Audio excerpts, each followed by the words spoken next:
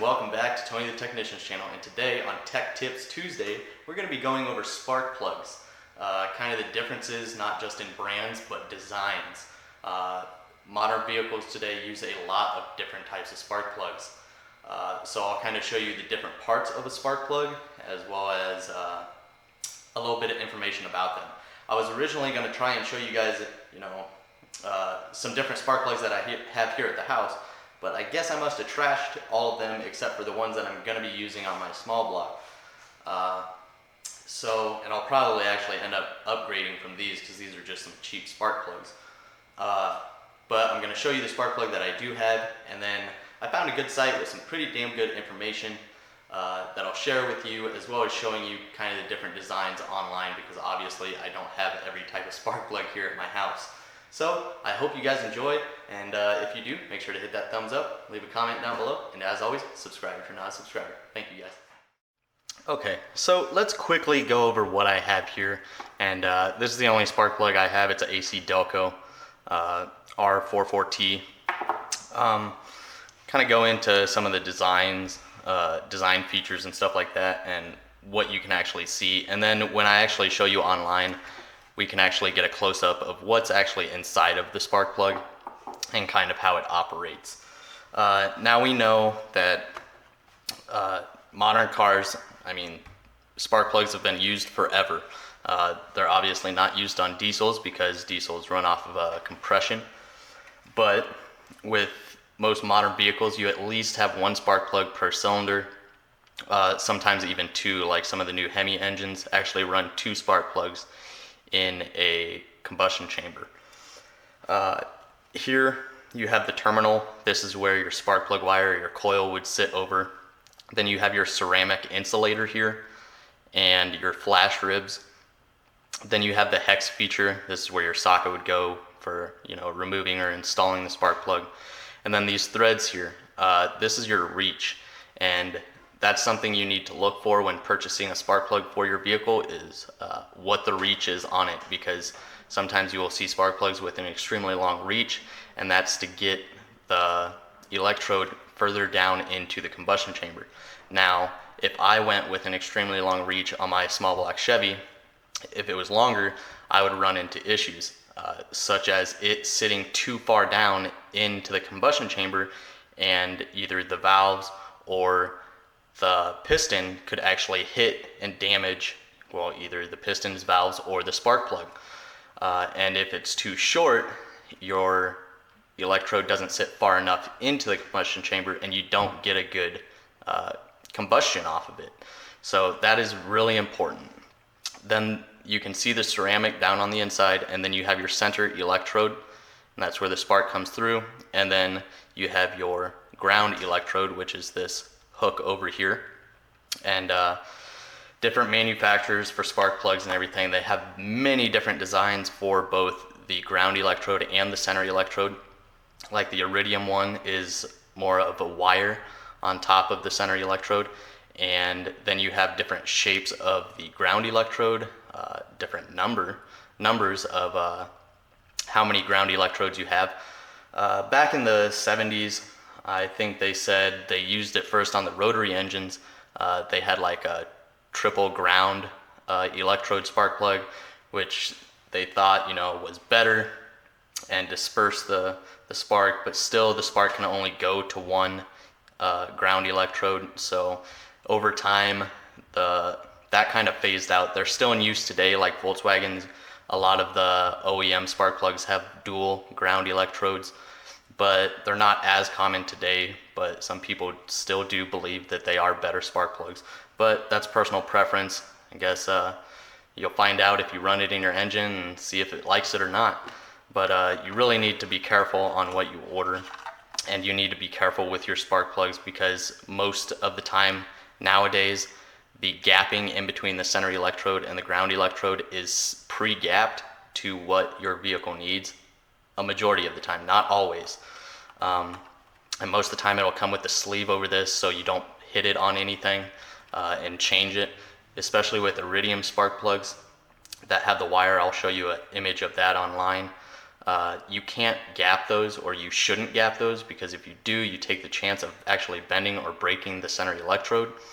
So you can check it with your gapping tool, but do not adjust it. This design, it basically just has a ramp right here, and you can set your gap to whatever it needs to be, and then you have this hole out here where you can adjust it back. There are many different styles. I actually have a round one, but I can't find it. That's why I'm showing you guys this one. They come in many different designs for the gapping tool. But yes, just be careful with the gapping on the spark plugs. But now let's actually get into some information that I found online. Okay guys, so here we have kind of a display of where the spark plug would sit in the combustion chamber. This varies from engine to engine, but you can see here's the reach. If the reach is too long, you can see how it could contact the piston when it comes up, or as the valves open and close, how they could come in contact with the tip of the spark plug. Here I kind of have a cutaway of a spark plug where you can see the terminal where your spark plug wire or coil would attach to. Your suppressor and copper core, which most spark plugs will have the copper core. You have your ceramic insulator here on the outside, your hex, and a majority of the time you will have a gasket where this seat is. Not all spark plugs will have it, but it is very common. Then you got your center electrode and your ground electrode and the air gap in between. Now you can see the design of this ground electrode. Not only do they vary from how many ground electrodes you have, but the shape and the bend of them also will change, as well as the center electrode. They have many different designs for that, not just whether it's copper or iridium or platinum, but the design of it. Some of them will have a V cut into them, just different manufacturers trying different styles, you know, trying to sell another product. So you just need to, you know, be aware of what your vehicle takes and what works well for it and what doesn't. Your most common and cheapest spark plug will be your copper spark plugs. And copper is the best conductor as far as material used in spark plugs. And so it is cheaper because it's easier to, you know, find or, you know, manufacture, whereas platinum is a little bit more expensive. But believe it or not, copper spark plugs are actually, you know, commonly used in cars with superchargers or turbochargers because they run cooler and they have a really good spark. But they do only tend to last 20 to 40,000 miles, but that also depends on how hard you're running your engine and how often. So like I stated, they are the cheapest, but they are really good, and a lot of, you know, your cars that come out of the factory with a supercharger or turbocharger will actually have, most of the time, a copper spark plug. Then you have your platinum spark plugs, which are a little bit more expensive. You can see the tip on this is different compared to the copper. And these do last a little bit longer. They don't corrode or eat away, I guess I would say, as fast as the copper one. They do last upwards of, I believe, 100,000 miles. Some people upgrade from their copper to a platinum spark plug. Also, with the threads, you will either have a spark plug with the black coating, or you will have a zinc coating where it looks silver. A majority of the time when you have the silver zinc coating, you don't need to use anti-seize, but anytime you have a black thread, it is recommended that you use anti-seize. It's kind of an argument because it can mess with your torque settings. It could really throw off your torque when installing them. But if you do have a spark plug in for 100,000 miles, it is common for the spark plug to seize to the head. And then if your spark plug isn't a one-piece design, you could really run into some issues, like with I think it's the Ford Triton engine that has a lot of problems with their spark plugs breaking into a few pieces.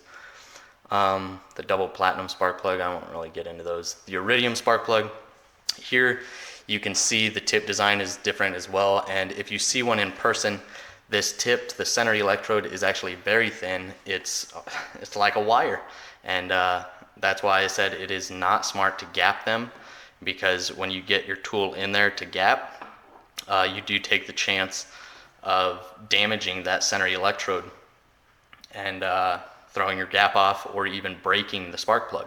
So you can always check the gap with your gauge, but don't adjust it. If it is off from what your recommended gap is, just take it back to wherever you bought it from and tell them the gap is wrong. I need a new spark plug with this gap. Iridium spark plugs are very common today. A lot of people use them. Leads to a smooth running engine. What else does it say? Longer lifespan than copper plugs, but it's kind of debatable if it'll last as long as a platinum spark plug. Just like it says here, it does not require gapping adjustment because iridium material itself can become easily damaged during the process. So there's that. So here it's going over the gapping process, which it is a very important process. If your spark plugs don't come pre-gapped, you do need to look up that information and make sure you have the right gap. And here you can see another design of one of the gapping tools. It's very important to get the gap correct so you have maximum power and you get a very good spark, because if your distance is too far away, then you could have a weak spark, or the spark might not even happen. Here we can actually go into some of the heat ranges. You know, this is what it would look like for an overheated spark plug. Insulator glazing, pre-ignition, you can see it kind of just destroyed everything. Here's an oil-fouled spark plug. So you can tell if you have bad piston rings or if oil is leaking in through your valve. Mechanical damage, you can see it bent the ground electrode. Here's a normal spark plug. Then you also have, you know, I can't think of the word right now. Basically, you will have this coating on there if you're having misfires or anything like that. So it's always good to have a chart of these if you don't know what spark plugs look like during different things happening to them. It's always good to have one of these on hand so you can kind of determine what's going on in your engine. I think that's all we have here. Another thing I want to show you is the multi-tip or multi-electrode spark plug. Here you can see they have lots of different designs. Here's a 3. See if we can find one for like a Volkswagen. Here's kind of what you would see on a Volkswagen. It just has the dual ground electrodes. That's what a lot of Volkswagens use.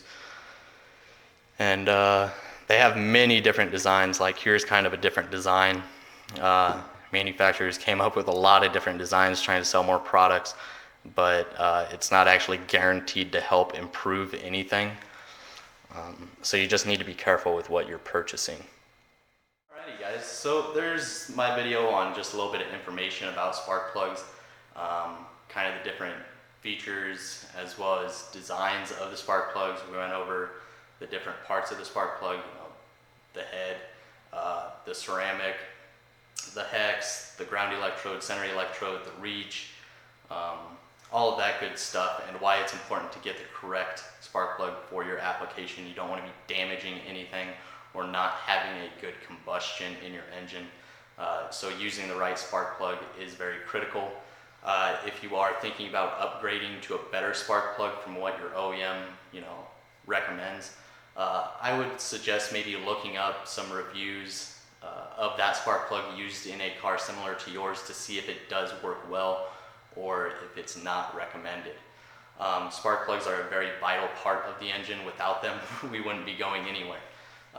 So if you're having misfires or a rough running engine, it's always very good to check out your spark plug and maybe use that chart to determine whether you have, you know, oil seeping into your combustion chamber, or if you're having a misfire or anything like that, pre-ignition, detonation, anything like that.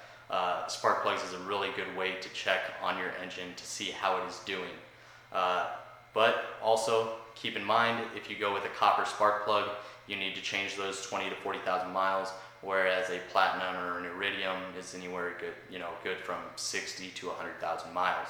But just be more specific, look up your manufacturer's information, make sure you're getting the right plug and changing it at the right time.